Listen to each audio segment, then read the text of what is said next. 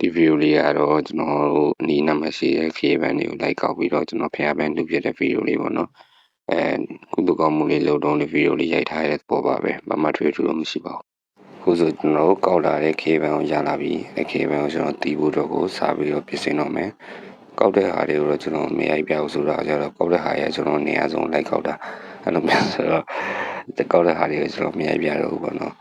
ခုစားတီးဖို့တော့ကိုရင်လုပ်ပါပြီခုဆိုရင်တော့စတီးဖို့တော့ကိုလုံးနေပြီပေါ့နော်ကျွန်တော်ငငယ်ဝင်ကြတော့လေကျွန်တော်အင်းရှိမှာခေဘန်းပင်ရှိရဗျခေဘန်းပင်ရှိတော့ကျွန်တော်ကဟိုအမြဲတမ်းကောက်ဖြစ်တယ်အဲ့လိုမျိုးမိုးရသည်ဆိုရင်လည်းအဲ့လိုပွင့်ရတော့ຫນွေမိုးဆောင်ပွင့်နေဗျကျွန်တော်စီကဟာကြတော့အဲ့လိုမျိုးပုံစံပေါ့နော်ကျွန်တော်စီကပင်အဲ့လိုမျိုးပွင့်နေပွင့်တော့ကျွန်တော်နှစ်တိုင်းလိုအဲ့လိုနေတိုင်းကြီးပါပဲကောက်ဖြစ်တယ်ပြီးတော့ကျွန်တော်ဦးစီကကျတော့အဲ့လိုထင်းနေပါလောက်တာဆိုတော့ဗျာထင်းလောက်တာဆိုတော့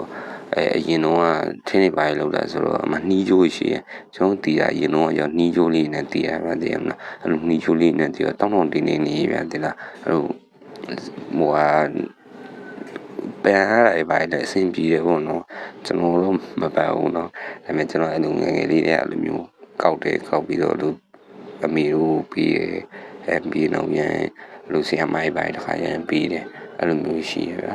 အမြဲတမ်းလူကောက်ဖြစ်တယ်ပြီးရင်လူစားများတဲ့ခါရပါလေလူကောက်တယ်ကောက်ပြီးလို့ဆီယမောင်းပန်းပြီးအဲ့လိုမျိုးပိုင်းလည်းရှိတယ်အဲ့လိုအားလည်းရှိတယ်ပေါ့နော်အဲ့လိုမျိုးငယ်ငယ်ကကျတော့လူနှီးယိုးနေတီးရအခုကျော်ကျွန်တော်အချီကျုံနေပဲတီးလိုက်တော့အချီကျုံနေကြတယ်လည်းလူပြောဖတ်နဲ့ပုံစံတော့ဖြစ်တာပေါ့နော်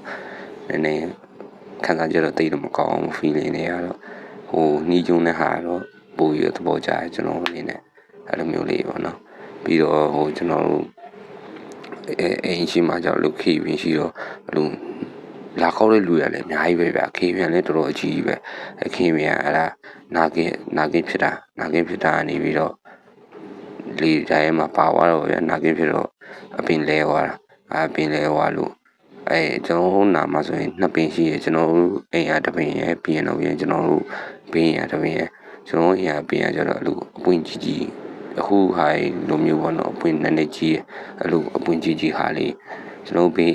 အပြင်ကကျတော့အပွင့်သေးရအပွင့်သေးဟာလေးကျတော့ကြိုက်တော့ကြိုက်ပါဒါပေမဲ့သူတို့ကအဲ့လိုအပွင့်သေးတော့ဗျာအပွင့်သေးတော့ဟိုဟာဖြစ်တယ်ညှိုးတာမြန်နေဆိုတဲ့သဘောရောက်တယ်ဗျာစစ်တာအဲ့လိုအပွင့်သေးသွားတဲ့ခါကျတော့ကုတ်လေးသူကကုတ်လေးဖြစ်နေဆိုတော့ညှိုးတဲ့ခါလေးကုတ်တော်လေးညှိုးတာအရင်မြန်နေတဲ့ဟိုပါတယ်ဟိုလိုအပွင့်ကြီးရနည်းနည်းလေးဟိုဟာဖြစ်တယ်လို့ထင်ရတယ်အဲကြောင့်မို့လို့ပြီးအပွင့်ကြီးရပူလာနောက်ပြီးတော့အဲ့လိုမျိုးစုံရှိရဲကျွန်တော်ငငယ်ဟိုကျွန်တော်လမ်းထဲမှာစိုက်ထားကြတယ်ဗျတော်တော်များများစိုက်ထားကြဆိုအပွင့်တွေအဲ့လိုမျိုးစုံရှိရဲဗျအဲ့လိုမျိုးဗျပန်းနေကောက်ပြီးလို့ပေးတော့ဗျလူကျူရှင်စရာမကိုလည်းအဲ့လိုပဲဟိုစာမေးမအောင်စာမေးမရတော့အဲ့နဲ့အမှပန်းပေးအဲ့လိုမျိုးလို့ပြီးတော့ဒီအဲ့လိုကျောင်းမှာဆိုရင်ကျောင်းဆရာမကိုအဲ့လိုပန်းနေပေးအဲ့လိုဒီတိုင်းမှာပဲဘာမှတော့မဟုတ်ပါဘူးဟိုလိုကလေးဆိုလေဒီမှာစာမေးတာပဲကြောက်လို့စာများတဲ့ခါကျကြောက်တာပေါ့အဲ့လိုမျိုးကြောင့်မလို့စိတ်ခံမှာပါကြောင့်မလို့နော်အဲ့လိုပုံစံလေးပါပဲအခုကြောက်လေတိတ်ပြီးတော့ဒီခေပန်းဒီဘာတွေကိုလိုက်ကောက်တဲ့လူတွေပါတိတ်မတွေ့တော့ဘူးလို့ထင်တာပဲတိတ်မတွေ့တော့ဘူးပြီးတော့ရောင်းတဲ့ဟာဆိုလဲဈေးထဲမှာတစ်ဆိုင်ပေါ့နော်အဲ့လောက်ပဲတွေ့တော့ပါတော့ပြီးတော့ပန်းနာတွေပါလေတိတ်မတွေ့တော့ဘူးဟိုလိုအသက်နည်းနည်းကြီးအသက်40ကျော်လောက်ပေါ့နော်အဲ့လိုမျိုးအရွယ်လေးပဲလူအများစုပန်းတော့ထင်တာပဲပေါ့နော်အခုနောက်ပိုင်းတော့20ကျော်30တောင်ပါပဲဒီခေပန်းတိတ်ပြီးပန်းနိုင်တော့တိတ်မတွေ့ကြတော့ဘူးပေါ့တိတ်လည်းမတွေ့ကြတော့ဘူးပဲတိတ်ပြီးတော့ကောက်တာပြူလိုက်လည်းတိတ်မရှိတော့ဘူးပေါ့နော်အဲ့လိုမျိုးရောကျွန်တော်မနေ့ကလိုက်ကောက်တာတော့မှပဲကျွန်တော်တယောက်တည်းပြီးနောက်ပြီးကြတော့အဲ့လိုအပင်တပင်နေရာတနေရာမှာဆိုရင်အိမ်ရှိရကောင်းမလေးကောက်တယ်ဒါပဲသူကကြောသူ့ကိုမင်းပေးဖို့တဲ့သူတို့ကြောင့်အိမ်ရှိဆိုတော့ကောင်းတယ်လေသူတို့အိမ်ရှိမှာ2ပင်အဲဆိုသူကမကောက်ကျွန်တော်ကောက်လုံးကသူကလည်းလာကောက်ရှောင်းပြီးတော့ဘာလို့ဖို့လဲ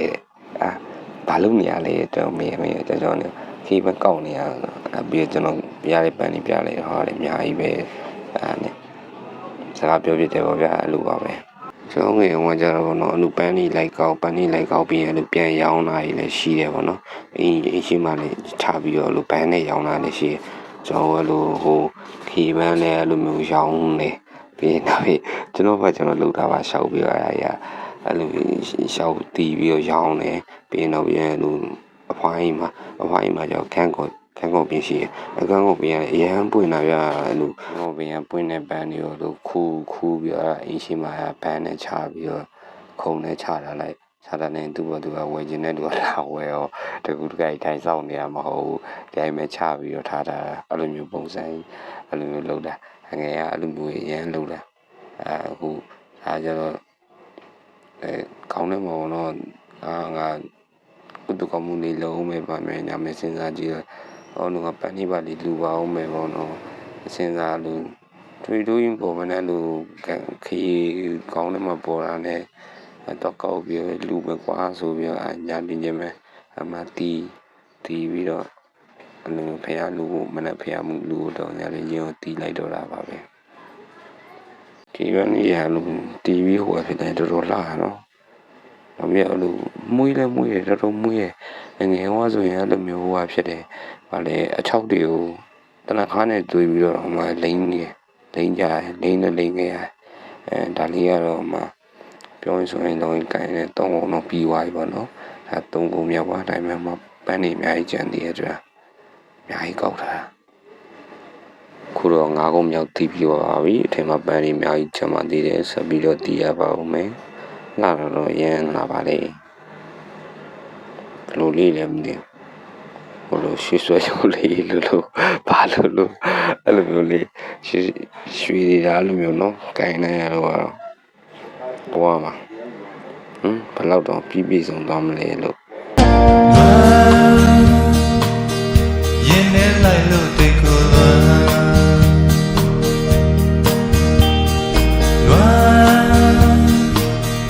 ရင်ထဲရှိတဲ့ဒီဇလန်